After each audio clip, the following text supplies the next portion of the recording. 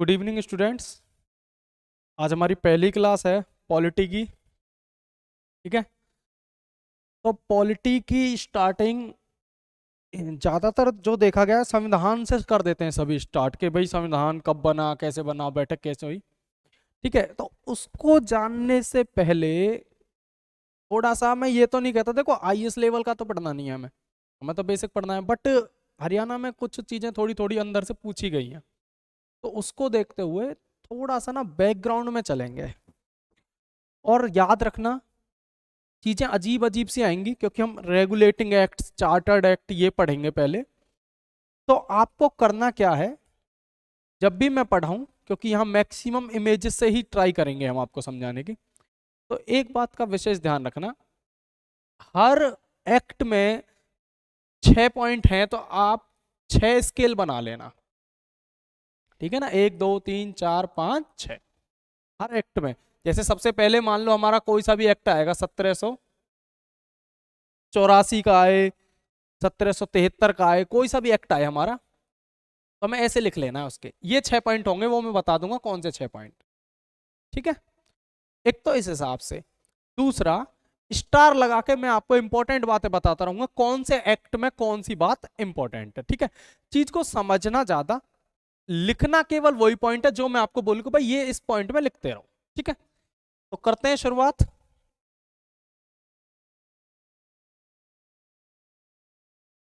देखो, आपको पता होगा जब भी हमारा संविधान स्टार्ट हुआ था तो उसमें ना बहुत सारी चीजें ऐसी हैं जो कहते हैं ना, इंग्लैंड से ली गई, ब्रिटेन से ली गई, ये वहां से ली गई, ये इस एक्ट से ली गई, तो उन चीजों को पढ़ना जरूरी होता है। तो सबसे पहले मैं बताता हूं आपको कि 1600 में, 1600 ईस्वी में एक कंपनी बनी थी। क्या नाम था जिसका, बताइए? East India company. ठीक है ना, लिख लोगे फुल फॉर्म तो आप, ईस्ट इंडिया कंपनी। 1600 में ये बनी थी। रानी एलिजाबेथ थी उस टाइम। रानी कौन थी? एलिजाबेथ। ठीक है, सेकंड। और किसके समकालीन थी वो, ऐसा क्वेश्चन में पूछा गया है, रानी एलिजाबेथ किसके समकालीन, समकालीन मतलब जिस टाइम वो थी उस टाइम भारत में कौन था। ठीक है ना, तो वो अकबर के समकालीन मानी गई है। ठीक है, तो 1600 में ईस्ट इंडिया कंपनी बनी थी, और रानी एलिजाबेथ ने क्या कहा था कि जाओ, ईस्ट इंडिया कंपनी एक कंपनी थी, व्यापारी थे, उनसे कहा कि आप भारत जाओ और वहां व्यापार करो। ठीक है, उनको खुली छूट दे दी कि आपको कोई रोक टोक नहीं है, आपके अलावा कोई व्यापार कर भी नहीं सकता, केवल आप ही व्यापार कर पाओगे। ठीक है, तो क्या हुआ, 1600 में एक जहाज आया, 1600 में कंपनी बन गई ईस्ट इंडिया कंपनी, और 1608 में एक जहाज इंडिया आया, चार्टर्ड। ठीक है ना, एक जहाज रॉयल चार्टर इंडिया आया। ठीक है, 1615 में, सारी चीजें लिखते रहना साथ की साथ, 1615 में ईस्ट इंडिया कंपनी को मान्यता दे दी कि भाई आप भारत में फैक्ट्री लगा लो। किसने दी थी? जहांगीर ने। किसने मान्यता दे दी? जहांगीर ने। क्या कहा कि आप भारत में क्या लगा सकते हो? फैक्ट्री लगा सकते हो। ठीक है, 1615 में ईस्ट इंडिया कंपनी ने फैक्ट्री लगानी अपनी शुरू कर दी। ठीक है, उसके बाद क्या हुआ, शुरुआत में इन्होंने 3 जगह अपनी प्रेसिडेंसी बनाई थी। कौन कौन सी हैं वो देख लो, आराम से लिखते रहना, टू द पॉइंट, इंपॉर्टेंट बातें हैं, मैं धीरे धीरे ही बताऊंगा, बाकी क्वेश्चन बहुत पेपर में आ रहे हैं इनसे। ठीक है, तो शुरुआत में इन्होंने 3 जगह प्रेसिडेंसी बनाई अपनी। कौन कौन सी? एक बॉम्बे प्रेसिडेंसी, एक बंगाल और एक मद्रास। ठीक है, अब इन प्रेसिडेंसी के हेडक्वार्टर इंपॉर्टेंट है, क्योंकि आप कभी पेपर देखना, आपसे पूछा जाता है कि ये चीज कहां है, ये चीज कहां है। तो देखो, जो मद्रास प्रेसिडेंसी थी उसका था हेडक्वार्टर फोर्ट सेंट जॉर्ज। क्या है हेडक्वार्टर का नाम? Fort Saint George. ये एक फोर्ट था, किला था मद्रास में, जो कि मद्रास में जो इनकी कंपनी बनी थी उसका हेडक्वार्टर बना था बाद में 1682 में। तारीख में इतना इंपॉर्टेंट नहीं जाना। ठीक है ना, तो ये उनका हेडक्वार्टर बना था। और जो बॉम्बे में था इनका हेडक्वार्टर, उसका नाम था बॉम्बे कासल। क्या नाम था? बॉम्बे कासल। ठीक है, और बंगाल में भी बना था, आपको पता ही होगा, फोर्ट विलियम। बंगाल में कौन सा था? Fort William. तो ये समझ लो तीन एक हेडक्वार्टर थे, जगह भी मैंने आपको बता दिया, ईस्ट इंडिया कंपनी ने जब शुरुआत की थी। अब देखो एक पेपर देखोगे आप तो उसमें क्वेश्चन पूछा गया है कि भाई फोर्ट विलियम कहां पर है। क्वेश्चन आपसे पूछा गया है फोर्ट विलियम कहां पर है, तो पता ही रहता है फोर्ट विलियम कहां पर है, बंगाल में। ये ईस्ट इंडिया कंपनी का शुरुआती किला, समझ लो हेडक्वार्टर मान लो। उसके बाद कौन सा है, बॉम्बे का बॉम्बे कासल था, और मद्रास का कौन सा था, फोर्ट सेंट जॉर्ज। ठीक है, ईस्ट इंडिया कंपनी ने यहां से शुरुआत कर दी। अब ईस्ट इंडिया कंपनी का काम क्या था, देखो ये जो तीनों होते थे यहाँ के, ये समझ लो एक तरीके से तीनों के राजा, ईस्ट इंडिया कंपनी की भाषा में बताऊं, इन तीनों के जो भी मालिक होते थे वो क्या करते थे वो कोर्ट ऑफ डायरेक्टर्स। अब देखो इस बात को याद रखना, बस ज्यादा लिखने की जरूरत नहीं है, बस सुनते रहो इन बातों को, जहां इंपॉर्टेंट होगी मैं बता दूंगा।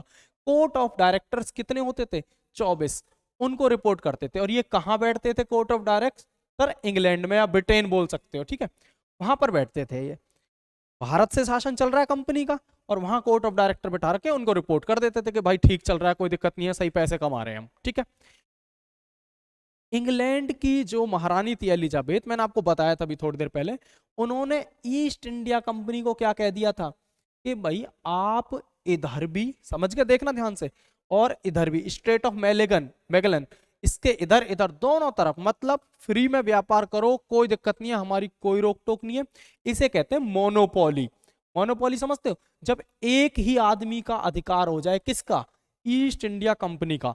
तो शुरुआत में ऐसे ही हुआ था, जैसे ही कंपनी बनी थी कोई रोक टोक नहीं था, अंधाधुंध चल रहा है व्यापार, पैसा कम रहा है, गलत चीजें हो रही हैं, भ्रष्टाचार हो रहा है, कोई दिक्कत नहीं है किसी को, धड़ाधड़ व्यापार कर रही थी ईस्ट इंडिया कंपनी।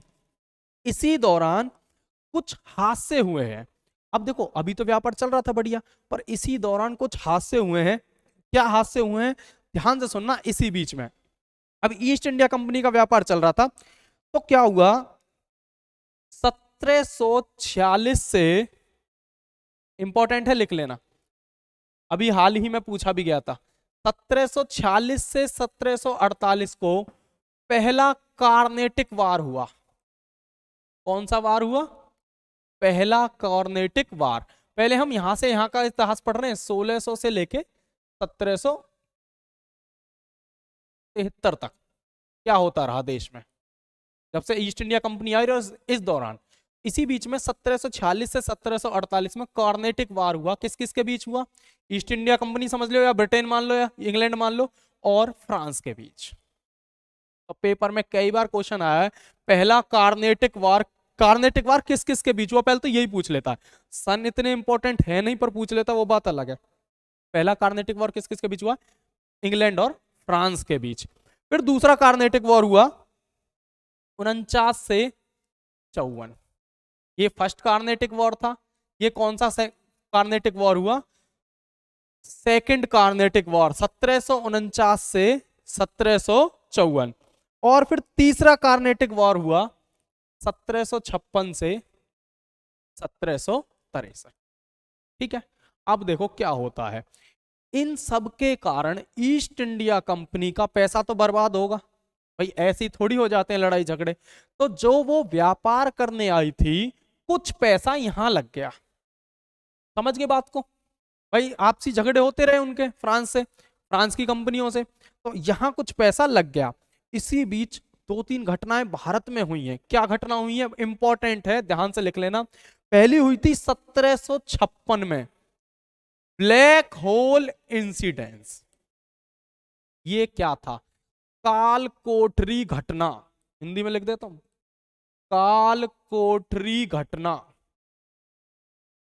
किसके दौरान हुई थी, ये थे नवाब सिराजुद्दौला। क्या हुआ था मैं थोड़ा सा बता देता हूं, कब हुई थी, ये इंपॉर्टेंट है, याद करने का एक और तरीका है। इसके बाद एक और युद्ध हुआ था 1757 में, कौन सा, प्लासी। और 1764 में कौन सा युद्ध हुआ था, बक्सर। अब भारत की बातें चल रही हैं बस, ठीक है। तो ये काल कोठरी घटना क्या थी, सिराजुद्दौला ने क्या किया था, कम से कम 100-150 अंग्रेजी अधिकारी बच्चे उनको एक कमरे में बंद कर दिया था। और अगले दिन जब कमरा खोला गया था, तो उसमें से 12-13 आदमी, कुछ गैस वैस छोड़ दी होंगी मृत्यु के लिए जो भी है, तो 12-13 आदमी जिंदा निकले थे बस। तो इससे सिराजुद्दौला का बड़ा खौफ था, बहुत ही दर्दनाक मौत दी थी इसने। तो इसी इंसिडेंस को क्या बोला गया, ब्लैक होल इंसिडेंस। इस इंसिडेंस से क्या हुआ, ईस्ट इंडिया कंपनी को डर लग गया। ईस्ट इंडिया कंपनी को लगा कि यार हम तो इनको हमको हमारे लोगों को तो ऐसे ही मारा जा रहा है, भाई हमें भी कुछ ना कुछ करना पड़ेगा। तो तुम्हें पता है उनको सेना बुलानी पड़ी, सेना बुलानी पड़ी मतलब पैसे खत्म। भाई सेना, युद्ध हुआ पैसे खत्म, फिर उसके बाद एक और युद्ध हो गया, प्लासी का युद्ध, तो पैसे खत्म, फिर बक्सर का युद्ध हो गया तो पैसे खत्म। तो ईस्ट इंडिया कंपनी का ज्यादातर पैसा युद्धों में जाने लगा। अब देखो आए तो थे व्यापार करने, पर पैसा कहां चलने लगा, युद्धों में।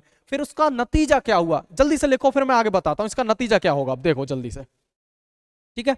इसके अलावा देखो एक और युद्ध लड़ लिया था उन्होंने 1767 से, ये इतिहास में सब बताएंगे आपको, और बताया भी होगा, हैदर अली के साथ फर्स्ट एंग्लो मैसूर।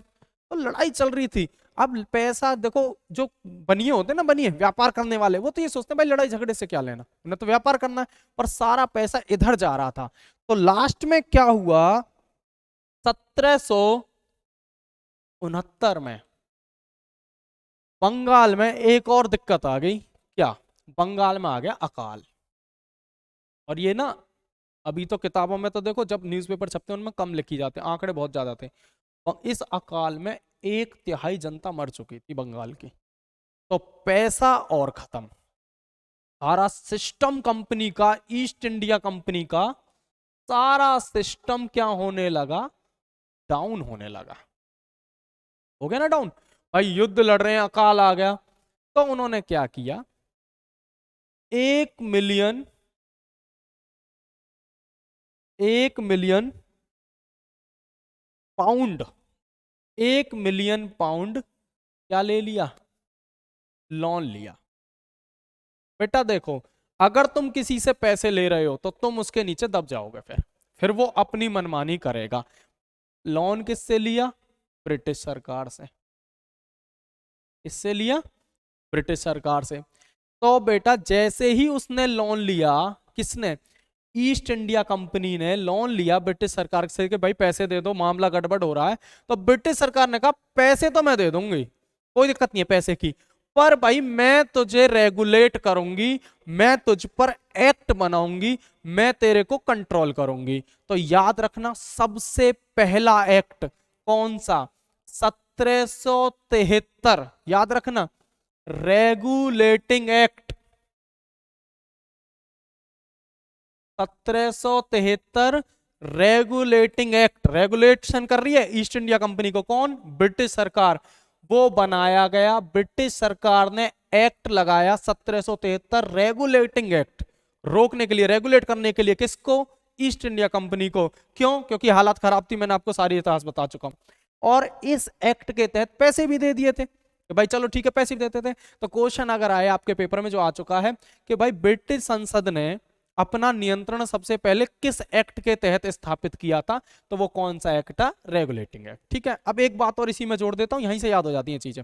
अब भाई इतना पैसा आएगा आपके पास, ईस्ट इंडिया कंपनी प्राइवेट आदमी है, समझ रहे हो, तो प्राइवेट आदमी है। और उस पर यह भी कहा गया था ईस्ट इंडिया कंपनी को, किसने, ब्रिटिशर्स ने, कि भाई देखो आप ना निजी व्यापार मत करना, आप प्राइवेट बिजनेस बंद कर दो। ऐसा है, हम आपको पैसे दे रहे हैं तो आप भाई लोगों की भलाई के लिए व्यापार करो, ये नहीं आप अपना व्यापार करने लगो, 2 रुपए की चीज ले जाओ 5 रुपए में बेचो। अपना फायदा नहीं करना, पूरे देश का फायदा करना, ब्रिटिश सरकार का फायदा करना। और ये निजी व्यापार की मनाही करी थी, पर ये मानते कहाँ है भाई, इतना पैसा आया, मानेंगे थोड़ी। इतना तगड़ा भ्रष्टाचार हुआ, इतना तगड़ा भ्रष्टाचार हुआ इसमें, इस पैसे में खा गए अफसर, खा गए सारा पैसा। तो सरकार ने क्या कहा, भाई अगले ही साल के भाई ये पैसा भी रोकना पड़ेगा, गड़बड़ हो जाएगी। नहीं, 1774 में क्या बना दिया, एक हाई कोर्ट बना दिया गया, जिसका नाम क्या था, कलकत्ता हाई कोर्ट बनाया था ना। कौन से एक्ट, क्वेश्चन आया था पहली बार जो कलकत्ता हाई कोर्ट बना था वो किस एक्ट से बना था, तो कौन सा एक्ट था। एक्ट पहले ये लगाया, पर जब लगा भ्रष्टाचार हो रहा है तो ये भी बना दिया। तो पहले तो इस बात को लिखो कि कैसे शुरुआत हुई एक्ट्स की, ठीक है ना, पहले इतना लिखो, फिर आगे बढ़ते हैं, जल्दी से लिखो, फिर आगे बढ़ते हैं।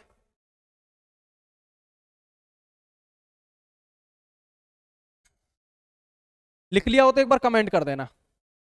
तो 1773 में पहला एक्ट लगाया रोकने के लिए, रेगुलेटिंग एक्ट, ठीक है, कि भाई ईस्ट इंडिया कंपनी अब थोड़ा सा रेगुलेशन में आओ, थोड़ा रुको, हमारे हिसाब से काम करो, तुमने तो गदड़ मचा दी भाई, भ्रष्टाचार होने लगे लगा तो फिर हाईकोर्ट भी बनाया ब्रिटिश ने कि भाई एक हाईकोर्ट भी बनाओ, इनको कंट्रोल करो, ईस्ट इंडिया कंपनी के अधिकारियों के मानेंगे ही नहीं किसी की। ठीक है, और इसके तहत मैं अभी बता भी दूंगा, आगे बता देता हूं, पहले से लिखो, जल्दी से लिख लिया। अब देखो, याद रखना, अब 6 आपको लाइन खींचनी है।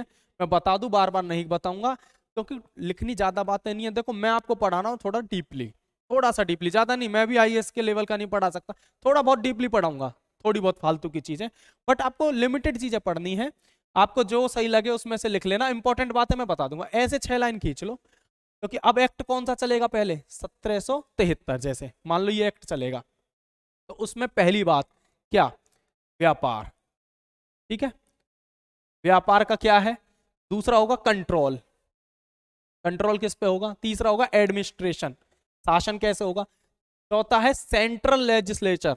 बता देता हूं, सेंट्रल में सरकार किसकी है, मोदी समझते हो, मोदी और योगी, मोदी सेंटर में है, योगी स्टेट में है, तो वो चीजें बहुत आसानी से समझा रहा हूं। तो एक तो सेंट्रल की सरकार के बारे में, हर किसी एक्ट की बातें करेंगे, तो ऐसे लाइन बना लेना, हर एक्ट के आगे लिखते रहेंगे फिर हम, तो इससे हमारे क्या है, 5-6 एक्ट, 10-12 एक्ट, जो भी हमारे एक्ट है वो जल्दी हो जाएंगे, रिवीजन टाइप में, नोट्स भी छोटे बनेंगे। प्रोविंशियल होती है प्रोविंस में, मतलब प्रांत में, नीचे वाली मतलब योगी, ये मोदी है, ये योगी है, और रेवेन्यू मतलब पैसा कहां से आ रहा है। तो हर एक्ट में मैक्सिमम ये चीजें पढ़ेंगे, ज्यादा डिटेल में नहीं पढ़ना, बट मोटा मोटा याद रखना है। ठीक है, तो ऐसी लाइन जरूर बना लेना एक पूरे पेज पर। ठीक है, अब शुरुआत करते हैं। सबसे पहले कौन सा एक्ट लेते हैं हम, 1773, रेगुलेटिंग एक्ट। ठीक है, मैंने आपको बता दिया क्या इसके पीछे का इतिहास रहा था। अब शुरुआत करते हैं। देखो सबसे पहले बात करते हैं, मैं व्यापार की बात कर लेता हूं। तो बेटा व्यापार मैंने आपको बताया था, ईस्ट इंडिया कंपनी को पूरी इजाजत दी थी ना एलिजाबेथ ने, तो उन्होंने कहा था आप पूरा व्यापार कर सकते हो, आप पे कोई भी रोक टोक नहीं है, कोई भी कैसी भी रोक टोक नहीं है। मतलब व्यापार कैसा था, मोनोपोली, मोनोपोली मतलब समझ गए, ईस्ट इंडिया कंपनी कहीं भी व्यापार कर सकती थी। ठीक है, आगे चलें, आगे चलें। ये देखो, दूसरा, ये तरह की प्रेसिडेंसी बनाई थी, 3 प्रेसिडेंसी थी। तो देखो क्वेश्चन बनता है, सबसे पहला जो बंगाल के गवर्नर थे, जो 1773 रेगुलेटिंग एक्ट के तहत बने थे, वो थे वारेन हेस्टिंग। इन्होंने खूब भ्रष्टाचार किया था भाई, याद रखना, वारेन हेस्टिंग, इन्होंने खूब भ्रष्टाचार किया था। पहले बंगाल के गवर्नर, 1773 चल रहा है अब हमारा, 1773 एक्ट के तहत जो बने थे वो कौन थे, वारेन हेस्टिंग। अच्छा अब मेरी बात सुनना, ये तो बैठ गया है, हाँ सुनना बात को ध्यान से, अब सुनने की बात है, जो चीजें पॉइंट में उस लाइन में बना लेना वो बहुत लिमिटेड लिखनी है, सुनने की बातें ज्यादा है। अब देखो 3 तरीके से, एक तरीके से ये मानो क्लियर नहीं थी चीजें, ये भी अपने आप में नवाब बना फिरता था, ये भी और ये भी, ये थोड़ा ऊपर था, इसको रिपोर्ट करनी थी पर ये नहीं करते थे। कई मामले ऐसे हो जाते थे पता ही नहीं रहता, बॉम्बे वाला कहता था कि भाई मेरी चलेगी, ये कहता था मेरी चलेगी, ये कहता था मेरी चलेगी, तो कुछ भी क्लियर नहीं था। और इनकी सलाह के लिए कितने आदमी थे, 4, इसकी के लिए भी, इसके लिए भी बनेंगे ये, बट मेन इसकी सलाह के लिए कितने आदमी थे, 4। सेंटर पे तो ये काम करेगा, ये है मोदी, और ये है योगी, बहुत सारे सीएम, समझ गए ना, इसी तरह से सिस्टम था, इस तरह से सिस्टम चलता था। कौन सा एक्ट है ये, पहला एक्ट है। ठीक है, अब देखो ये रहा कंट्रोल कैसे होता था, ये मैंने बताया थे, कोर्ट ऑफ डायरेक्टर बैठे थे विदेश में, ठीक है, बाहर इंग्लैंड में बैठे रहते थे, वो क्या करते थे, भारत में जो ईस्ट इंडिया कंपनी है उसकी दोनों गतिविधियों को कंट्रोल करते थे, दोनों को, एक को नहीं देखना, कहां दोनों आती है कहां नहीं। तो आप कंट्रोल में लिख लेना कि ये चीज बना लेना, कॉमर्शियल और पॉलिटिकल, मतलब व्यापारिक गतिविधियां और पॉलिटिकल, वो कौन देखते थे, कोर्ट ऑफ डायरेक्टर। ठीक है, केवल कोर्ट ऑफ डायरेक्टर भी तक, और कुछ भी नहीं है।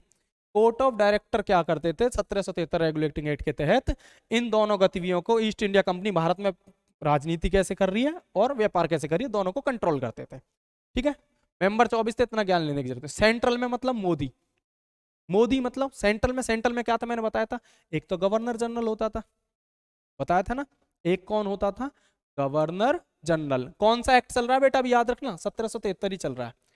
ठीक है, टू द पॉइंट लिखना बात है, और उसके 4 सलाहकार होते थे। ठीक है, मोदी, मोदी के 4 सलाहकार।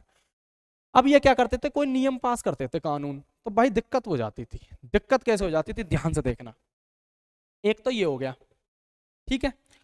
चार में से अगर मेजोरिटी चाहिए तो कितने चाहिए इनमें से? दो। कितने चाहिए? दो, क्योंकि पांच में से तीन पे मेजोरिटी बनेगी। तो अगर दो लोग इसके फेवर में वोट करें, अगर 2% इसके फेवर में वोट करें तो कानून बन जाएगा। और अगर दो नहीं करें, अगर तीन एक साथ हो गए तो ये बेचारा कानून नहीं बना पाएगा। मतलब इसकी पावर क्या थी? थोड़ी सी गवर्नर जनरल की पावर, गवर्नर जनरल बोले तो वारेन हेस्टिंग, उसकी पावर थोड़ी कम थी, ठीक है। उसको इतना वोटिंग का अधिकार नहीं था। तो सेंट्रल में सरकार कैसी थी? ऐसे चित्र बना लो या लिख लो, एक गवर्नर प्लस चार उसके काउंसिल, ठीक है। सेंट्रल में पॉइंट बनाना ऐसे ही लंबे डंडे। अब रेवेन्यू कहां से आता था? पैसा कहां से आ रहा था? तो बेटा पैसे का मामला सिंपल था, जो भी व्यापार हो रहा था और जितनी भी ईस्ट इंडिया कंपनी ने टेरिटोरियल पोजेशन का मतलब होता है जो जो क्षेत्र पर अधिकार कर रखा था, वहां से भी तो पैसा आता था। व्यापार का पैसा लगाता था, जहां भी अधिकार कर रखा है वहां से टैक्स अलग लेते थे। तो ये दो तरह का उनको टैक्स मिलता था। कहां से? किस टाइम भाई? जब कौन सी थी? रेवेन्यू, ठीक है ना। रेवेन्यू दोनों तरफ 1773 के तहत, इससे भी और इससे भी ईस्ट इंडिया कंपनी ही पैसे कमा रही थी। तो 1773 में हमने मेन मेन क्या पढ़े वो समझ में आ गया आपको, ठीक है।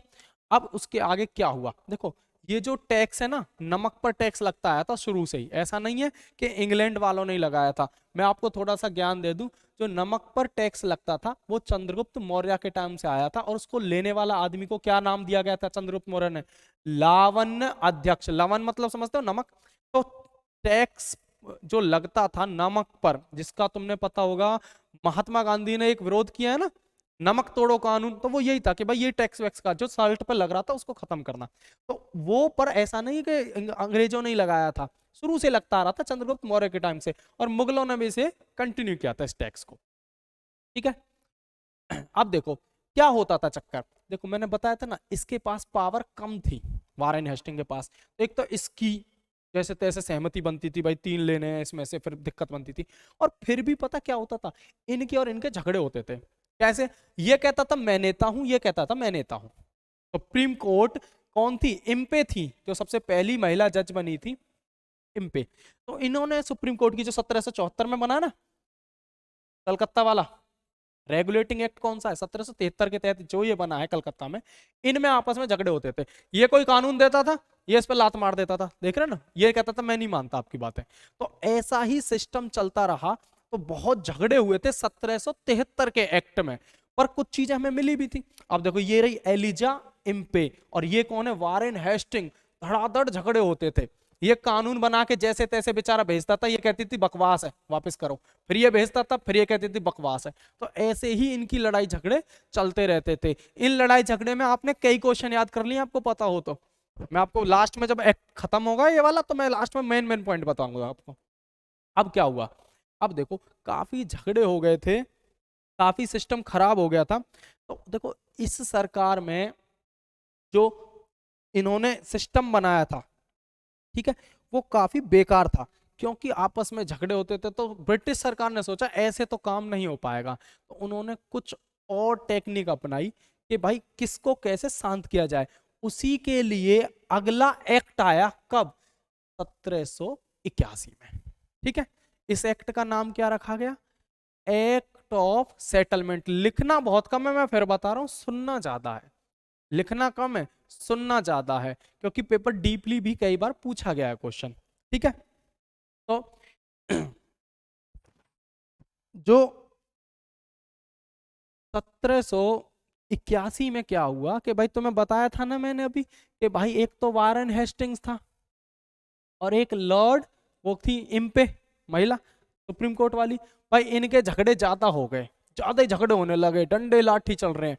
तो भाई एक्ट ऑफ सेटलमेंट जो बना था वो टचेट कमेटी, नाम इंपॉर्टेंट है लिख लेना बस, टचेट कमेटी की सिफारिश पे बना। इसका काम ही क्या था? इसका काम था कि भाई इन दोनों में किसी एक को पावरफुल घोषित करें, किसी एक को इतने अधिकार दे दें कि भाई तेरा, अगर तुम दोनों में आपस में झगड़ा हो तो तू सुपीरियर है या तू सुपीरियर है, ये बात डिसाइड करनी थी। तो क्या हुआ फाइनली? इस एक्ट के सेटलमेंट के लिए था, सेटलमेंट समझते हैं ना, राजीनामा करवाने के लिए इन दोनों में। तो ये एक्ट बनाया गया और पावरफुल किसे माना गया अब देख लो आप। पावरफुल असली जो पावर थी वो किसके लिए ज्यादा दे दी गई और किसको कम दे दी गई। आप देखो डायग्राम से बताओ किसको पावर ज्यादा मिली है और किसको कम मिली है। ये मेनली बनाई किसके लिए था, मैंने बताया था ना, इन दोनों की पावर क्या करने के लिए, डिवाइड करने के लिए, कि भाई किसको कितनी पावर दी जाए तो किसको पावर ज्यादा मिली। आप देख लो डायग्राम से ही पता चल रहा है। शाबाश। वारेन हेस्टिंग जो कि हमारे गवर्नर थे बंगाल के केवल, और कहीं के नहीं, तो भाई गवर्नर को ज्यादा पावर दे दी थी बंगाल के को, ठीक है।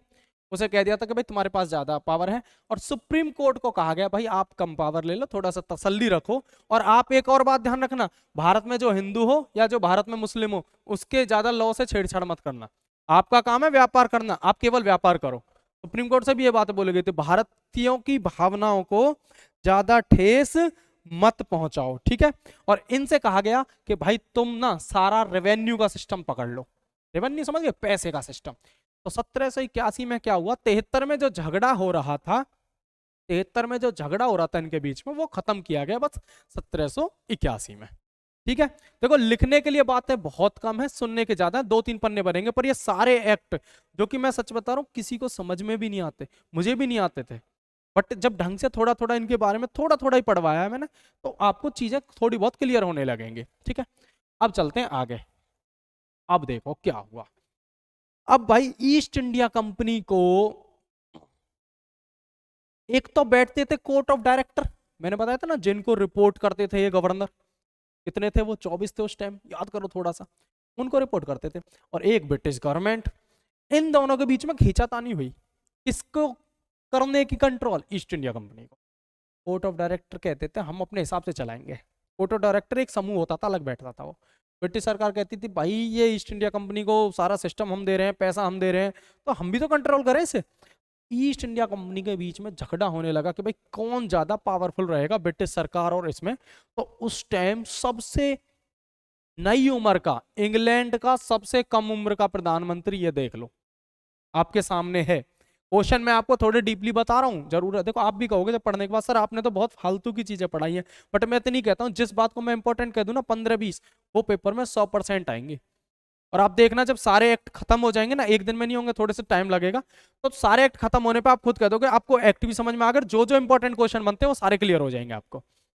हरियाणा ने थोड़े डीपली पूछी है चीजें, मैं इसलिए आपको सिखा रहा हूँ क्योंकि कुछ डीपली हैं चीजें। देखो इंग्लैंड का एक प्रधानमंत्री था जिसका नाम था विलियम पिट। मैं सन बता दूं थोड़ा सा, पहले हमने 1773 वाला पढ़ा है ना, रेगुलेटिंग एक्ट, उसके बाद पढ़ा है 1781, और अब कौन सा आ रहा है आपके सामने देख लेना। तो विलियम पिट जो थे 1780 में पार्लियामेंट में एंट्री हुई थी उनकी, ब्रिटेन की पार्लियामेंट में, और सबसे कम उम्र के प्राइम मिनिस्टर बने थे इंग्लैंड के 1783 में। जो प्रधानमंत्री सबसे कम उम्र के 21 साल में प्रधानमंत्री बन चुके थे। तो ऐसा क्वेश्चन पूछ ले कि भाई इंग्लैंड का सबसे कम उम्र का प्रधानमंत्री क्यों है, कौन है। अब आप कहोगे सर ऐसा क्वेश्चन क्यों पूछेगा, भाई इसलिए पूछेगा क्योंकि उसका संबंध भारत से है। क्यों संबंध है भारत से, क्योंकि जब ये प्रधानमंत्री बने उसके अगले ही साल, मतलब कब, 1784 में इन्होंने एक एक्ट पास किया। देखो अब आपको नाम से पता चल गया होगा कौन सा एक्ट है, पिट्स इंडिया एक्ट। तो कौन थे वो प्रधानमंत्री, विलियम पिट, ठीक है। उन्होंने एक पैक्ट पार कर दिया विलियम पिट ने, जिसका नाम क्या था, पिट्स इंडिया एक्ट। अब इसका काम क्या था, देखो सुनना ध्यान से, थोड़ी सी पिछली हल्की सी बात बता देता हूं आपको मैं, कि पहले ना पॉलिटिकल, राजनीतिक और रेवेन्यू के मामले, मतलब कॉमर्शियल, दोनों मामले बोर्ड ऑफ डायरेक्टर एक ही थे ना, वो संभाल रहे थे। बोर्ड ऑफ डायरेक्टर संभाल रहे थे, नहीं बोर्ड ऑफ डायरेक्टर 24 थे ना जो, वही संभाल रहे थे सारा मामला। यहां थोड़ा सा चेंज होगा, क्या चेंज होगा ध्यान से देखना आप। पहले मोनोपोली जो चलती आ रही थी वो इसमें भी कंटिन्यू रही। तो वहां जहां लाइन में आपने मोनोपोली लिखी थी सबसे पहले वो ओके रखना कि वो ही है, मतलब ईस्ट इंडिया कंपनी से कह दिया क्या कोई बात नहीं तुम करते रहो व्यापार, कोई दिक्कत नहीं है, व्यापार करो पैसा कमाओ। ये देखो यहां ये चेंज थोड़ा सा हुआ है, इसको विशेष ध्यान रखना। इस पर क्वेश्चन बनेगा, मैं बता देता हूं क्वेश्चन क्या बनेगा। इसके बाद क्या हुआ, कोर्ट ऑफ डायरेक्टर पहले क्या कर रहे थे, पहले कोर्ट ऑफ डायरेक्टर दोनों मामले देखते थे, कौन से, इकोनॉमिकली मामले और पॉलिटिकल मामले। पर अब मामला थोड़ा सा पलट गया था। अब क्या हो गया था, कोर्ट ऑफ डायरेक्टर के साथ साथ एक और आ गया था बोर्ड ऑफ कंट्रोल, जो कि किसको रिपोर्ट करते थे, सेक्रेटरी ऑफ स्टेट को। ठीक है, सेक्रेटरी ऑफ स्टेट को जो मिनिस्टर होते थे उसको रिपोर्ट करते थे। ये किसके बराबर होता था, कैबिनेट मिनिस्टर के बराबर होता था इंग्लैंड में। ये दोनों अलग हो गए थे, दो अलग चीजें निकल के आई। एक तो कोर्ट ऑफ डायरेक्टर पहले से ही चल रहे थे, एक नई चीज और पैदा हो गई थी, बोर्ड ऑफ कंट्रोल।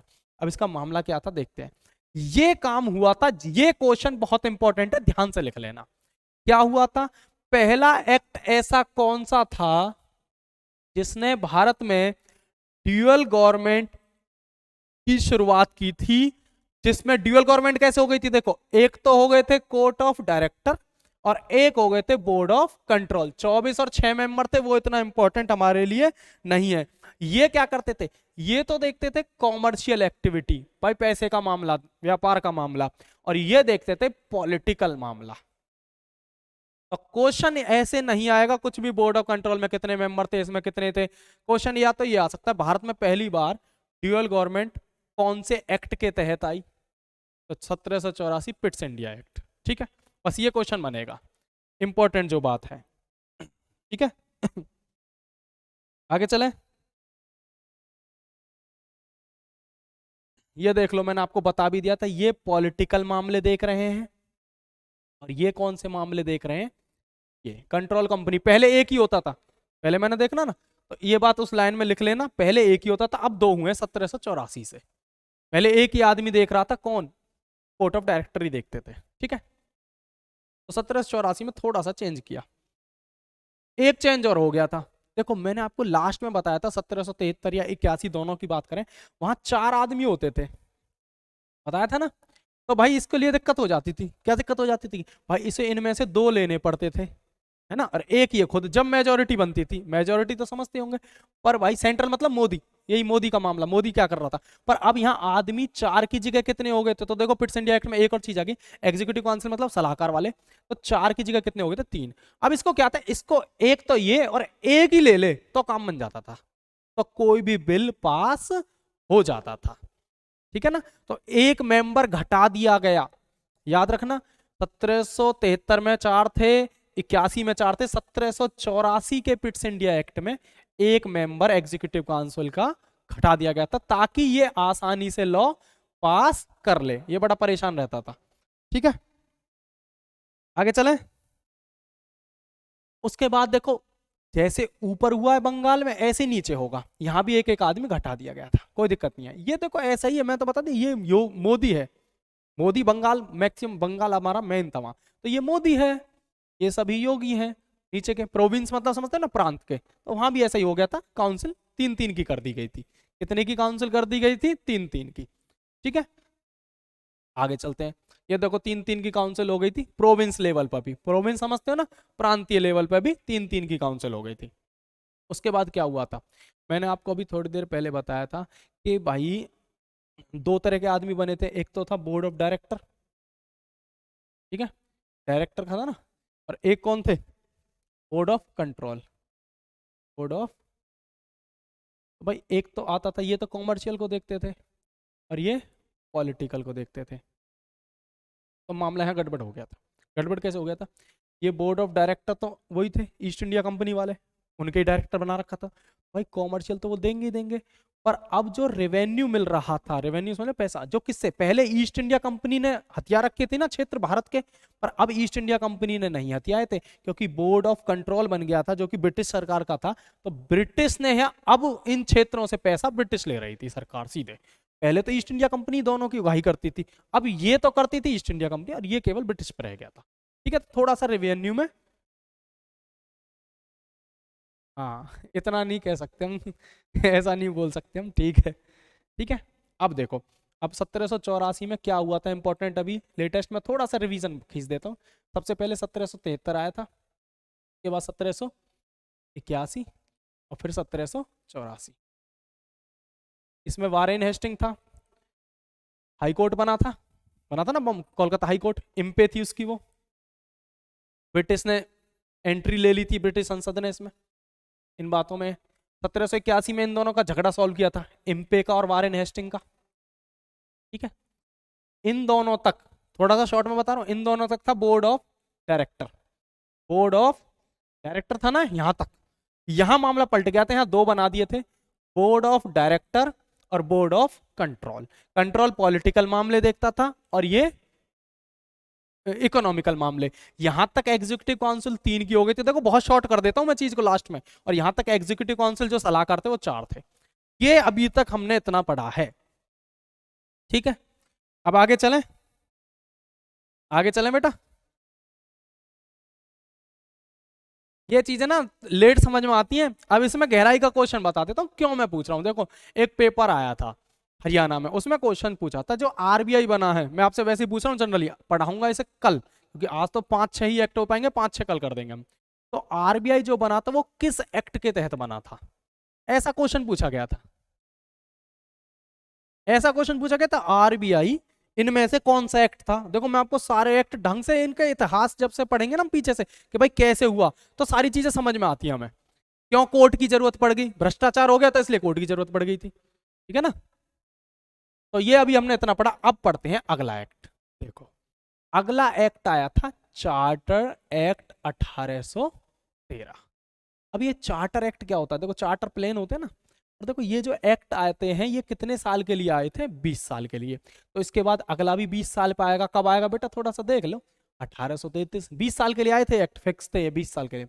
और उसके बाद फिर 20 साल बाद मतलब कब आएगा, 1853, याद होगी। इससे पहले कौन कौन से एक्ट पढ़े थे, 1773, 1781 और 1784, ये हमने पढ़ लिए थे। अब हमें ये एक्ट पढ़ने हैं, इसका नाम क्या है, चार्टर्ड एक्ट 1813, ठीक है। आरबीआई वाला नहीं बताया ना आपने कौन से एक्ट के तहत बना है, आरबीआई बना था 1935 एक्ट के तहत, बताऊंगा कैसे, ठीक है। अब मैं आपको चलते हैं इस पर लेके, चलो 1813 में क्या हुआ था इस एक्ट के तहत, और बाकी पढ़ेंगे। अब 1813 में ये देखो, ये महारानी वही है क्वीन एलिजाबेथ, इन्होंने क्या कहा था, इंग्लैंड की जो कंपनी थी 1600 में जब बनी थी east India company, British east India company बोल सकते हैं, उसे कहा था जाओ जहां व्यापार करना है करो, खुली छूट है, कोई दिक्कत नहीं है, टेंशन फ्री। तो ईस्ट इंडिया कंपनी तो मोटा कमा रही थी, कोई दिक्कत नहीं है भाई, धड़ाधड़ व्यापार चल रहा है उसका तो। बट दिक्कत कैसे हो गई थी, दिक्कत हो गई थी एक लोग को कि यूरोप में इंडस्ट्रियलाइजेशन मतलब औद्योगिकरण सबसे पहले किस देश में आया था, ब्रिटेन में, झंडा लिखा हुआ है। तो क्वेश्चन ये भी आ सकता है सबसे पहले औद्योगिकरण की शुरुआत किस राज्य में हुई थी, किस देश में हुई थी, तो ब्रिटेन या इंग्लैंड में हुई थी। कब हुई थी, 1740 में। इसका मतलब क्या होता है भाई, व्यापार बहुत तरह से फल फूलने लगा, लोग आने जाने लगे, बहुत तगड़ा औद्योगिक सिस्टम बन गया, इंडस्ट्री आ गई। उसका दिक्कत हो गई पर ब्रिटेन को, एक क्या, ये आदमी दिख रहा है, ये आदमी खतरनाक है, इसका नाम है नेपोलियन द बोनापार्ट, नहीं होगा, नेपोलियन बोनापार्ट। नेपोलियन बोनापार्ट उस टाइम तक बहुत शक्तिशाली हो चुका था, इंग्लैंड तो फल फूल रहा था, समझ रहे, कोई चीज पैदा हो रही है, बढ़िया तगड़ा इंडस्ट्री है। नेपोलियन बोनापार्ट ने क्या कह दिया, भाई कोई भी ब्रिटेन से व्यापार नहीं करेगा, समझ गए बात को, कोई भी ब्रिटेन से व्यापार नहीं करेगा, मतलब जो भी इंग्लैंड का माल है वो यूरोप की कोई भी कंट्री है अदर वो नहीं ले सकती अब।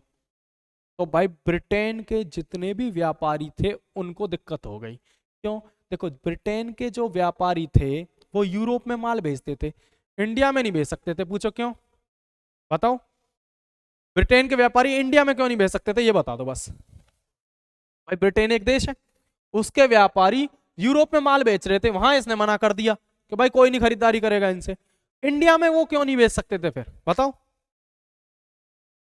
बताओ बताओ, इसका रीजन बताओ पहले, जब ये आगे बढ़ेंगे, कोई बात नहीं थोड़ा सा पॉज लग जाएगा।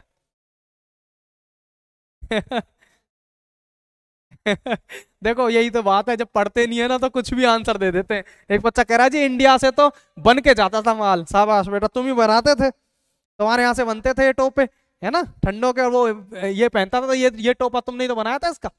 हाँ कुछ भी आंसर दे रहे हो। ये ना एक बहुत अच्छा पढ़ के बैठे हैं बच्चे के, इंडिया से कम दामों पे खरीदते थे और बाहर ज्यादा बेचते थे, ऐसा कुछ भी नहीं है यार। मैंने तुम्हें इस चैप्टर के शुरुआत में बताई थी, भारत में व्यापार का अधिकार ही किसके पास था, भारत में व्यापार का अधिकार, थोड़ा सा रेस्ट भी मिल जाएगा मुझे, आनंद लेने दो कमेंट का तुम्हारे। तो भारत में व्यापार का सिस्टम किसके पास था भाई? मैंने बताया भारत में कर ही नहीं सकते थे वो व्यापार, क्योंकि रीजन था उसका, भारत में व्यापार का सिस्टम ही नहीं था। भाई रानी ने कुछ कहा था, याद करो, शुरुआत में इसके एक्ट के भी बताया मैंने, रानी ने कुछ कहा था 1600 में, पहले ही कह दिया था, एक्ट लग गया था। कौन सा एक्ट लग गया था? अरे यार तुम्हें बताया था मैंने शुरुआत में कि शुरुआत से ही ईस्ट इंडिया कंपनी को रानी ने कहा था कि तुम ही व्यापार करोगे। कहा था ना रानी ने एलिजाबेथ ने, मोनोपोली, मोनोपोली का मतलब होता है एक ही आदमी। तो ईस्ट इंडिया कंपनी फिक्स थी इंडिया में, यही आएगी, और कोई ब्रिटेन का नहीं आ सकता, कोई ब्रिटेन का व्यापारी नहीं आ सकता। तो ब्रिटेन के व्यापारियों को दिक्कत होने लग गई कि भाई नेपोलियन ने यहाँ बंद कर दिया, यहाँ ईस्ट इंडिया कंपनी कर रही है, अब हम करें क्या? दिक्कत हो गई। अब दिक्कत हो गई तो रानी ने कहा, रानी तो दयालु थी, रानी थी, राजा थी, जो भी थी, दयालु थी, उन्होंने कहा कि चलो ठीक है, ब्रिटेन के व्यापारी इंडिया आना शुरू कर दो। अब ब्रिटेन के व्यापारी इंडिया आना शुरू कर दो, मैं अलाउ करती हूँ, ईस्ट इंडिया कंपनी रुक जाओ। तो पहली बार ऐसा हुआ, ईस्ट इंडिया कंपनी को रोक लगा दी गई, केवल दो चीजों का व्यापार के अलाउड कर दिया गया। कौन कौन सा? ये इंपॉर्टेंट क्वेश्चन बनेगा कि किस एक्ट के तहत, किस चार्टर्ड एक्ट के तहत ईस्ट इंडिया कंपनी के सारे व्यापार रोक दिए गए, केवल दो व्यापार रखे, एक तो ये और एक ये। क्वेश्चन ये बनता है पेपर में, समझ में आ गया? तो कौन सा एक्ट था जिसके तहत भारत से केवल चाय व्यापार और चीन से व्यापार की अलाउ किया गया, केवल ईस्ट इंडिया कंपनी को, बाकी कोई भी व्यापार नहीं करेगी, बाकी देश भी कर सकते हैं, बाकी ब्रिटेन के व्यापारी भी कर सकते हैं। 1813 चार्टर्ड एक्ट, ठीक है। अब क्या हुआ इसका फायदा, मैं आपको हल्का सा बता देता हूं। इसका फायदा ये हुआ कि जो ब्रिटेन के व्यापारी थे वो भारत में आके व्यापार करने लगे। अब देखो ब्रिटेन का माल थोड़ा सा, तुम समझते हो ना, एक तो जींस होती है अपनी 300 रुपए वाली, और एक होती है नुमेरनो की 1500 वाली। नुमेरनो में फिनिशिंग अच्छी है, ठीक ठाक चीजें थी। तो जब ब्रिटेन का माल भारत आया, ब्रिटेन के व्यापारी भारत आए, तो जो भारत का मार्केट था वो बुरी तरह से बर्बाद हो गया। भारत के व्यापारी उनके सामने, भारत का जो माल था उनके सामने टिक नहीं पाया। तो क्वेश्चन ये भी आ सकता है, गहराई की बातों में आईएएस वाईएएस में आएगा, वैसे तो पता नहीं, कि भाई भारत के लिए जो व्यापार की दृष्टि से देखें तो भारत का व्यापार कौन से एक्ट के तहत तहस नहस हुआ था? वो ये था एक्ट, क्योंकि इसमें थोड़ा सा अलाउ कर दिया था ईस्ट इंडिया कंपनी के अलावा और देश और व्यापारियों को, ठीक है। तो भारत में ये सिस्टम हो गया। अब बात करते हैं 1813 एक्ट में क्या होगा, और पहले जैसा ही है ना मामला, जो 1784 में, दोबारा रिपीट कर रहा हूं, ड्यूअल गवर्नमेंट आई थी इंडिया में, ड्यूअल थी ना, कोई चलती रही, कब? 1813 में भी कोई चेंज नहीं हुआ, ठीक है, ये गवर्नमेंट ऐसी चलती रही। उसके अलावा ये तीन ही आदमी रखे, समझ गए ना बात को? चार पहले कब थे? शुरुआत में चार थे, दो एक्ट में। 1784 में तीन हो गए थे, और 1813 में भी ये कितने हो गए थे? तीन ही रखे, चेंज नहीं किया इसमें भी, ठीक है ना। सेंट्रल मतलब समझ गए, मोदी के लेवल पर।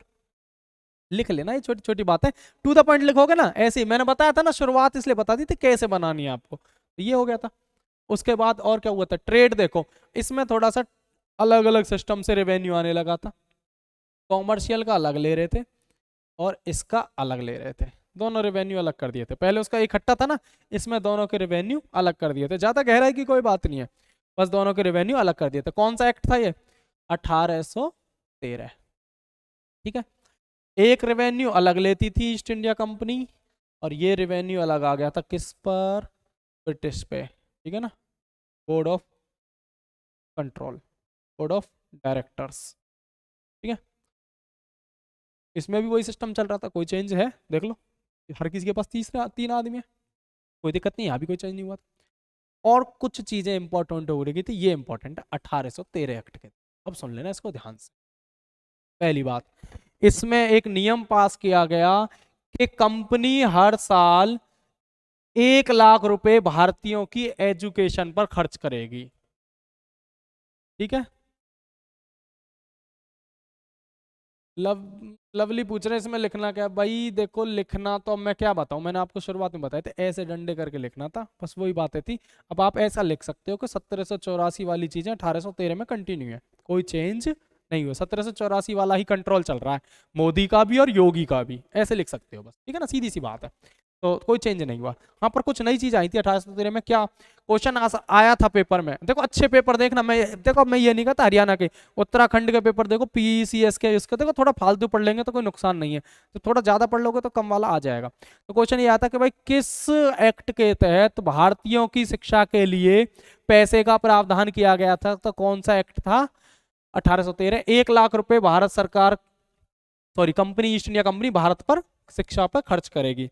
और क्या किया गया? देखो, जो कोर्ट बना था, याद है इम्पे वाला कोर्ट, 1773 रेगुलेटिंग एक्ट के तहत बना था, 1773 रेगुलेटिंग एक्ट के तहत बना था, एक कोर्ट बना था 1774 में, कलकत्ता में बना था, सबसे पहले बना था, इम्पे उसकी जज थी। तो उसने क्या किया था, जो पहला कोर्ट था वो कन्विक्ट मतलब था सजा देना, वो इंडियन सब्जेक्ट मतलब केवल भारतीयों के विषय पर ही सजा देता था, ठीक है। पर अब जो क्या कर दिया गया था 1813 से, कि जो ये कोर्ट है ना, ये भारतीयों के नहीं, यूरोपीय ब्रिटिश लोगों के सब्जेक्ट पर भी फैसला सुना सकता था। मतलब पहले तो केवल भारतीयों के मामले में दखल अंदाजी होती थी, पर अब किसके मामले में भी होने लगी? ब्रिटिशर्स के मामले में भी ब्रिटिश लोगों को भी कह दिया जाता था कि तुम भी कुछ गड़बड़ करोगे तो तुम्हें भी सजा दे सकते हैं हम, ठीक है। और एक और इंपॉर्टेंट बात हुई थी, ये पेपर में आ चुकी है, याद रखना, 1813 एक्ट के तहत ही ईसाइयों को, मिशनरी बोलते हैं जिनको, उनको कह दिया गया आप भारत में आके धर्म प्रचार कर सकते हो, ब्रिटेन से आके भारत में आके धर्म प्रचार, देखो दिख रही है ना मदर टेरेसा, इनको भी छूट दी गई। कौन से एक्ट के तहत?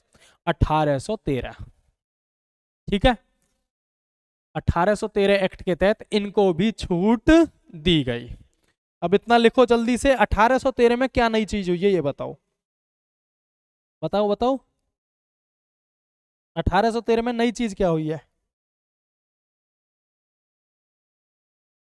एक नई चीज हुई है, एक तो तीन चार चीजें हुई हैं, और दूसरी नई चीजें हुई है सबसे इंपॉर्टेंट, भारत में ईस्ट इंडिया कंपनी केवल दो जगह रोक दी थी, एक तो चाय पर और एक चीन से व्यापार पर, ठीक है। ये बहुत इंपॉर्टेंट बात है। आगे चलें, आगे चलें, इतना ही काफी है, एक और एक्ट पढ़ा दें? मेरा मन है एक एक्ट और पढ़ लो बस, ठीक है, बाकी कल एक्ट कर देंगे फिर खत्म सारे। कल वाले बहुत इंपॉर्टेंट है, ये तो देखो इंपॉर्टेंट है, मैं ये नहीं कह रहा, पर कल वाले बहुत ज़्यादा इंपॉर्टेंट है, तो उससे संविधान बनेगा हमारा थोड़ा सा, ठीक है। संविधान कैसे बना था, तो उससे थोड़ा संविधान बनेगा, समझ में आ गया? आगे चलें, बताओ एक एक्ट और पढ़ा दें, कमेंट कर दो, एक एक्ट और पढ़ाएं। मेरा मन है 1833 तक खत्म ही कर लो। चार्टर एक्ट कितने साल बाद आते हैं, ऐसे भी क्वेश्चन पूछ ले, सब पता होता अगर हमने ढंग से देखी है ना चीज तो सब पता है। चार्टर एक्ट कितने साल बाद आते हैं ये बताओ पहले। शाबाश, 20 साल बाद। तो अब अगला कब आने वाला है, जल्दी टोटल कर लो भाई, मैथ भी मैं ही पढ़ाता हूँ, अगला और कर दो जल्दी से, कब आएगा टोटल? लो बुला ही लेते हैं, आ जाओ भाई, आ जाओ आ जाओ, ये अरे ये क्या हो गया, ये तो मूवी चल गई कोई, चलो चल गई तो चल गई। चार्टर एक्ट 1833, ठीक है। उसको दूसरा नाम क्या दिया है? Saint Helena Act. ये क्या है? अच्छा, किसी ने वर्ड सुना सेंट हेलेना? हेलेना से रिलेटेड कोई क्वेश्चन किसी के दिमाग में आता हो? जीके का क्वेश्चन, एक्टर वेक्टर नहीं, हेलन हेलन वेलन कुछ नहीं, मैंने जीके का पूछा, कोई हेलेना से रिलेटेड कभी कोई क्वेश्चन सुनाओ, क्योंकि इसमें पता चल जाएगा क्यों कहते हैं इस एक्ट को। बाकी हेलेना से रिलेटेड कोई भी क्वेश्चन तुमने सुना हो, विश्व इतिहास का, इतना ही बता दूं, विश्व इतिहास वर्ल्ड जीके का क्वेश्चन है हेलेना से रिलेटेड। तो 1833 में जो एक्ट आया उसमें क्या प्रावधान हुए वो पढ़ते हैं थोड़ा सा,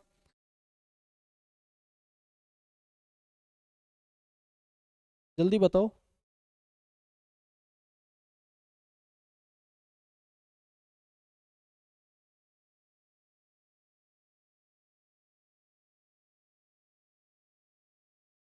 नहीं, ऐसा कुछ नहीं है ना, सेंट हेलेना का है, गलत है।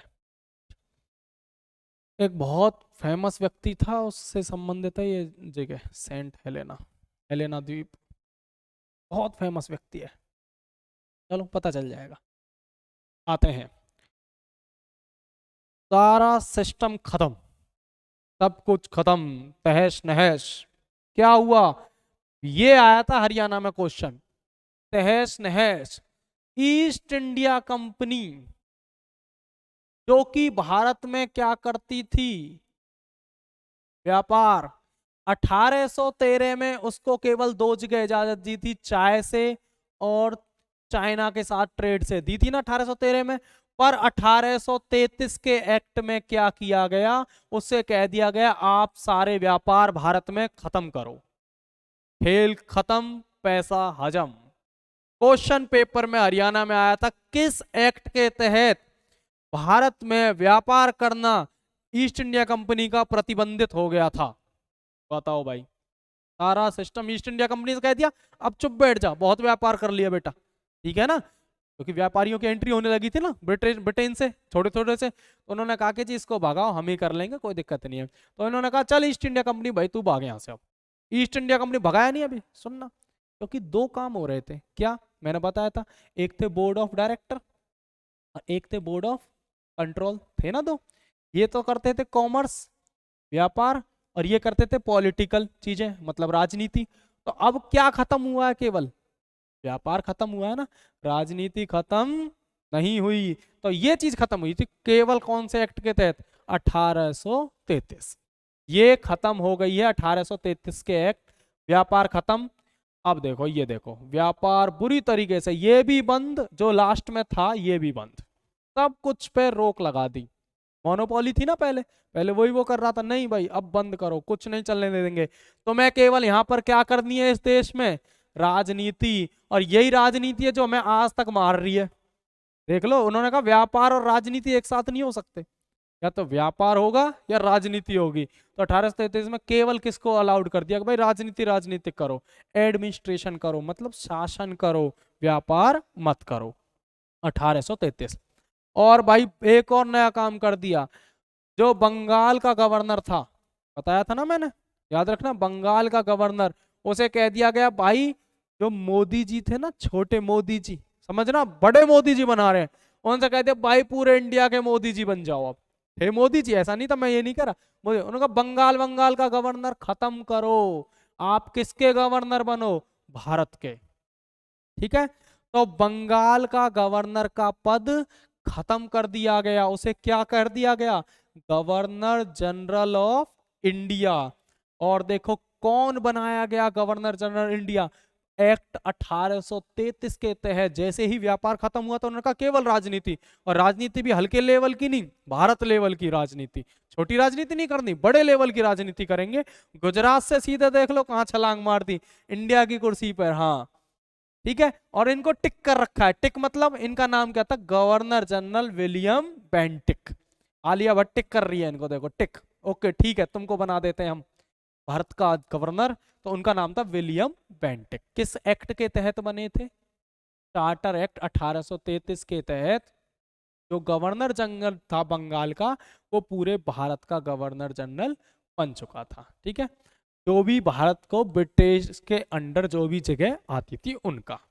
ठीक है, तो क्वेश्चन पता चल गया। पहला क्वेश्चन देखो कैसा आया था, पहला बंगाल का गवर्नर जनरल, बंगाल का इतिहास में चले जाओ, कौन था? Warren Hastings. और पहला भारत का गवर्नर जनरल, पूरे भारत का बना दिया, किस एक्ट के तहत? 1833। कौन बना? ये रहा। और वो किसके तहत बना था बंगाल वाला? 1773 रेगुलेटिंग एक्ट के तहत, ये इसके तहत बना दिया। ठीक है, हो गया सिस्टम। अब भाई देखो, ये भारत का बना दिया तो बहुत चीजें चेंज आई हैं। अब क्या चेंज आई हैं देखो, अब केवल देखो मैंने बताया था ना, कॉमर्शियल तो मामला क्या हो गया था भारत का? खत्म, व्यापार तो खत्म हुआ था इस एक्ट के तहत 1833 के तहत। तो केवल क्या बच गए थे? ये पॉलिटिकल मामले। तो इन दोनों को सुलझाने के लिए ये बना दिए गए, बोर्ड ऑफ डायरेक्टर और बोर्ड ऑफ कंट्रोल। ठीक है, दोनों केवल कौन से मामले सुलझा रहे हैं? पॉलिटिकल। व्यापार तो रहा ही नहीं। अब ये अगर भाई दोनों पॉलिटिकल, राजनीति करो, देश पर शासन करो। और देखो एक आदमी और सलाहकार आ गया, शुरू में 4 थे, फिर 3 हुए, और फिर 4 आ गए। चश्मे वाला, कौन है चश्मे वाला? सुनो, अजय देवगन नहीं है, ध्यान से, अजय देवगन लॉर्ड मैकाले। अरे वाह, सलाहकार एक और आए खतरनाक वाले, क्या नाम है, लॉर्ड मैकाले, खतरनाक वाले आ चुके हैं, एंट्री हो चुकी है। ये बंगाल नहीं रहे, अब कौन बन गए हैं, गवर्नर जनरल ऑफ इंडिया, क्या नाम है इनका, टिक लगाया था इन पर, लॉर्ड विलियम बेंटिक। क्या, इनकी सलाह के लिए एक आदमी अलग से सलाहकार, लॉ लॉ के लिए, लॉ समझते हो ना, कानून के लिए, लॉर्ड मैकाले आ गया, उनका भाई एक आदमी सलाह के लिए भी रख लो। 1833 में आया था। इस पे एक क्वेश्चन भी बन जाता है कि भाई लॉर्ड मैकाले ने पहला आयोग कब बनाया था, बताओ। तो याद रखना, देखो मैं आपको सन ऐसे याद होते हैं, 1833 में ये एक्ट बना था, ये महाराज जी आ गए थे इनकी टीम में, तो इन्होंने अगले ही साल एक एक्ट बना दिया था, पहला विधि आयोग 1834 में, पहला विधि आयोग, कानून के लिए तो आया था ये, लॉ कमीशन 1834 में, किसने बनाया, लॉर्ड मैकाले। अंग्रेजी शिक्षा को बढ़ावा देने के लिए योगदान था इनका, यही बता देता हूँ, क्वेश्चन आता है भारत में अंग्रेजी शिक्षा को बढ़ावा किसने दिया, लॉर्ड मैकाले। ठीक है, विलियम बेंटिक के साथ मिलकर लग रहे हैं दोनों इंग्लिश पढ़ाने में, ये पढ़ाता था प्रपोजिशन और ये करवाता था वो कैब, ठीक है। तो ये इंग्लिश पढ़ा रहे हैं इंडिया को दोनों आकर, विलियम बेंटिक और लॉर्ड मैकाले। ठीक है, आगे चले, ये प्रवीण टाक सर हैं तुम्हारे, ठीक है, इंग्लिश पढ़ाने वाले, और ये मैं हूँ चश्मे वाला। ठीक है, चलो अब बंगाल वाला काम आ गया। ठीक है, तो सेंट्रल में पहले तीनों हिस्सा ले लेते थे थोड़ा थोड़ा, ये भी अपनी राय देता था भाई ऐसा कर ले, ये ऐसा, भाई अब मोदी जी आ गए, देखो जब से मोदी जी आए, मोदी जी किसी की सलाह नहीं ले रहे हैं अब, समझ गए ना, मोदी जब भारत में पहुंच गए, भारत वाली गद्दी पर, पहले हल्की गद्दी थी, थोड़े सुननी पड़ती थी, अब भारत वाले कह रहे हैं अब ना तुम्हारी सुनूंगा ना तुम्हारी सुनूंगा, सारा सिस्टम खत्म, सेंटर पे केवल मोदी मोदी मोदी मोदी मोदी, समझ गए, मोदी मोदी हो रही है, कौन से एक्ट के तहत, 1833। समझाने का तरीका है और कुछ भी नहीं। अच्छा भाई, अब 1833 में क्या हुआ, केवल मोदी मोदी मोदी है, तो मोदी जी जो चाहेंगे वो करेंगे, जो उन्होंने कह दिया वो कानून है, चाहे वापस लेना पड़े वो बात की बात है। ठीक है, तो भाई गवर्नर जनरल के पास ये आ गया ना, लॉर्ड मैकाले और आ गया, ठीक है, तो इनका जो भी ये पास करते थे वो एक्ट बन जाता था, कानून बन जाता था, कोई दिक्कत ही नहीं होती थी। हाँ, एक आदमी था ब्रिटेन में वो दिक्कत दे देता था, पर इतनी दिक्कत नहीं होती थी, तो सेंट्रल लेवल पर मोदी मोदी मोदी, तो पिछले सभी एक्ट क्या कहलाते थे, रेगुलेशन, और ये क्या कहलाने लगे अब, एक्ट थे 1833 के बाद। क्यों, क्योंकि मोदी ने, मोदी मोदी आ गया तो अपने जो भी लॉ है वो पास ही कर देते थे, ठीक है ना, कानून जो भी बना ही देते थे। कॉमर्शियल तो खत्म ही हो गया था मामला, रेवेन्यू आना ही नहीं था कॉमर्शियल से, तो केवल रेवेन्यू किससे आ रहा था, नमक वाला तो चलता ही रहेगा, और किससे आ रहा था, जो भी ब्रिटिशर्स ने हथियार रखी थी, जो भी चीजें, उनसे क्या आ रहा था, रेवेन्यू आ रहा था। ठीक है, ठीक है बेटा, तो कहां तक पढ़ लिया हमने, 1833, ठीक है, 1833, और देखो 1833 तक एक्ट खत्म किए। अब एक बात और बता देता हूँ, 1833 तक एक्ट खत्म तो हो गए, इनमें बातें तो बहुत कम इंपॉर्टेंट पर हमारी पूरी ढंग से समझ में आ गई है, 5-6 एक्ट और है। ये एक्ट ना ना तो कोई पॉलिटी की क्लास में करवाता, मैं शुरुआत यहाँ से क्यों करूँ, क्योंकि इतिहास यहीं से बना है इनका, संविधान शुरुआत यहीं से होती है असली, तो क्योंकि संविधान में ये चीजें आती हैं। अरे मैंने आपको बीच में एक बात बताई थी कि इस एक्ट को हेलेना एक्ट क्यों कहते हैं, ये बात बतानी भूल गया था, हेलेना के बारे में मैं आपसे बातें कर रहा था कि भाई हेलेना क्या है। तो 1833 के एक्ट को देखो, ये आईएएस के लेवल, पीसीएस, एचसीएस जब आप करते हो ऐसे क्वेश्चन पूछ लेता है किस एक्ट को हेलेना एक्ट कहते हैं, और कभी कभी हरियाणा भी आईएएस बन जाता है ना, गोपाल सिंह खत्री जी भी कभी कभी पूछ लेते हैं कि हेलेना एक्ट किस एक्ट को कहा गया, इनका नहीं पता, फिर बच्चे कहते हैं नासा से पेपर बना दिया। तो बेटा हेलेना एक्ट का चक्कर बताता हूँ, देखो भारत में एशिया जो है ना, एशिया महाद्वीप, ये यूरोप महाद्वीप, यूरोप में ब्रिटेन है, ब्रिटेन मतलब इंग्लैंड, ये इंडिया है यहाँ पर।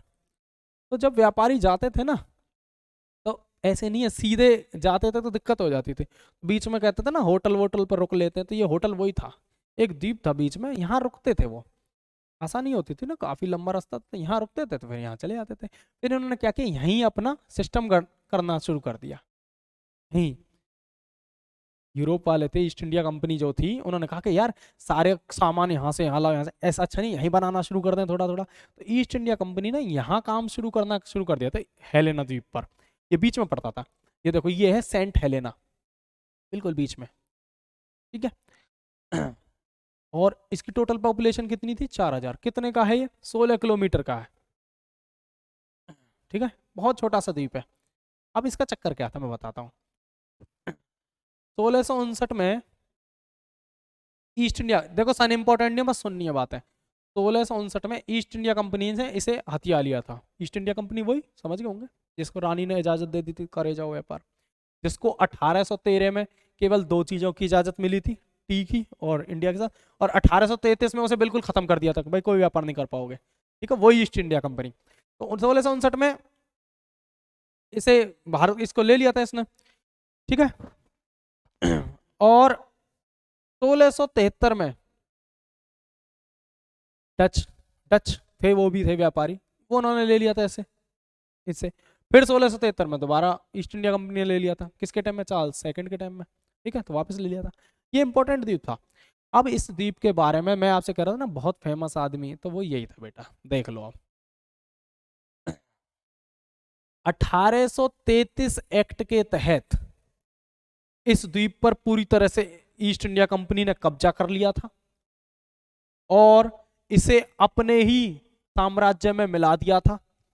1833 एक्ट के तहत सेंट हेलेना द्वीप को कह दिया था अभी हमारा ही है, कागजों में भी, बहुत होगी तुम्हारी लड़ाई। और तुम्हें याद होगा एक बहुत फेमस आदमी था, नेपोलियन दा बोनापार्ट, याद करो, उनको 1815 में इस जेल में ही रखा गया था हेलेना द्वीप पर। क्वेश्चन आ रखा है, क्वेश्चन आया था नेपोलियन बोनापार्ट की मृत्यु किस जगह पर हुई थी, आप पढ़ते नहीं हो बिल्कुल भी। और नेपोलियन बोनापार्ट की मृत्यु 1821 में हुई थी, वो भी इसी द्वीप पर हुई थी, हेलेना द्वीप पर।